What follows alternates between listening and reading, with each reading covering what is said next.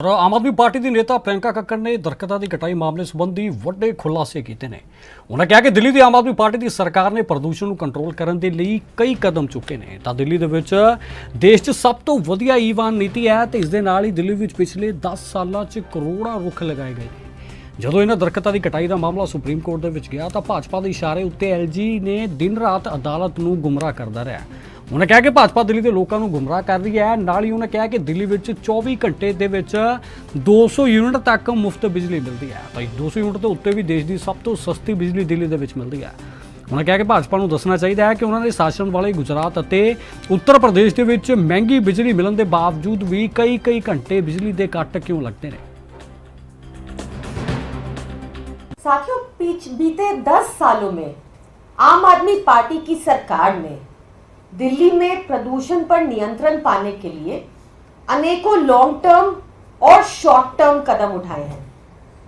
Long term steps में आज दिल्ली में कोई भी इंडस्ट्री, लगभग 1700 इंडस्ट्रीज हैं, कोई भी इंडस्ट्री सीएनजी फ्यूल पर नहीं चलती, सब पीएनजी फ्यूल पर कन्वर्ट हो चुकी है। लॉन्ग टर्म मेजर्स के तहत ही दिल्ली में एक बहुत प्रोग्रेसिव इलेक्ट्रिक व्हीकल पॉलिसी है, जिसमें देश में highest number of vehicles Delhi में इलेक्ट्रिक व्हीकल्स परचेज किए गए हैं, क्योंकि यहाँ की आम आदमी पार्टी सरकार ने 1800 चार्जिंग स्टेशन अभी तक बना दिए हैं। परचेज करने पर सब्सिडी मिलती है। दिल्ली में पब्लिक ट्रांसपोर्ट में लगभग 1800 बसेस अब इलेक्ट्रिक हो चुकी हैं, जिससे और प्रदूषण पर नियंत्रण पाया गया है। साथ ही दिल्ली में 24 घंटा बिजली मिलती है, जिससे जनरेटर और इन्वर्टर का यूज बिल्कुल खत्म हो चुका है। ऐसे ही एक लॉन्ग टर्म मेजर है पेड़ लगाना। दिल्ली सरकार ने दिल्ली का ग्रीन कवर पिछले 10 वर्षों में एक हिस्टोरिक हाई पर ले गए हैं। लगभग 24% दिल्ली ग्रीन कवर है। दिल्ली में 24% ग्रीन कवर है। इतना ही नहीं, सुप्रीम कोर्ट के समक्ष जब ये बात आई तो उन्होंने बार बार एलजी को फटकारा, कहा कि तुम अपने आप को कोर्ट मानने लग गए हो। 3 तारीखों तक एलजी ने सुप्रीम कोर्ट को गुमराह किया। भाजपा ने दिल्ली वालों को गुमराह किया ये बोलकर कि आम आदमी पार्टी ने इसकी परमिशन दी थी, जो पॉसिबल ही नहीं है, क्योंकि इसकी परमिशन सिर्फ सुप्रीम कोर्ट दे सकता है। ये पहली बार नहीं हुआ कि एलजी दिल्ली के पेड़, दिल्ली की लंग्स, दिल्ली के फेफड़े काटने में लगे हुए हैं।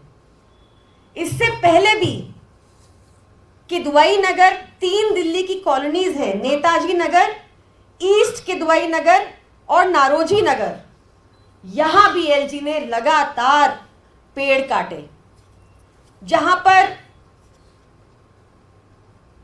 यह ड्यूटी थी केंद्र सरकार की कि लगभग 9000 पेड़ लगाने हैं, वहां 1600 पेड़ काट दिए थे। जहां पर ड्यूटी थी कि किदवई नगर में, कि ये जो मैंने आपको आंकड़ा बताया ये ईस्ट किदवई नगर का था, ऐसे ही नारोजी नगर में 1302 पेड़ काट दिए और 1302 पेड़ काटने की बजाय उनको कानूनन 14,650 सैपलिंग्स लगाने थे, वो भी नहीं लगाए।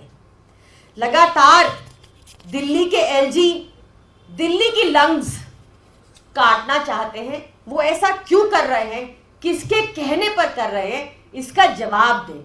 सुप्रीम कोर्ट को क्यों गुमराह कर रहे हैं और दिल्ली की जनता को भाजपा बार बार गुमराह क्यों कर रही है, इसका जवाब दें।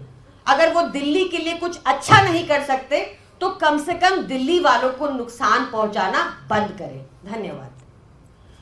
देखिए, भाजपा को ये समझना होगा और मानना पड़ेगा कि वो दिल्ली के लोगों को और गुमराह नहीं कर सकती, क्योंकि दिल्ली की जनता जानती है कि पूरे देश में अगर कहीं 24 घंटा बिजली मिलती है तो वो दिल्ली में मिलती है। पूरे देश में अगर मुफ्त बिजली कहीं मिलती है तो वो दिल्ली में मिलती है और दिल्ली के बाद अब पंजाब में मिलती है। और इसके बाद इसके ऊपर के जो भी स्लैब्स हैं जो मुफ्त बिजली को क्वालिफाई नहीं करते, cheapest in the country Delhi में बिजली मिलती है। तो भाजपा से पूछा जाना चाहिए कि गुजरात में सबसे महंगी बिजली क्यों मिलती है, कि उत्तर प्रदेश में इतनी महंगी बिजली होने के बाद भी 8 घंटे के पावर कट क्यों लगते हैं, और भाजपा लोगों को भ्रमित करना छोड़ दे। दिल्ली वालों ने उनको बहुत अवसर दिए हैं, थोड़ा प्रोडक्टिव काम करें, दिल्ली की जनता के लिए काम करें।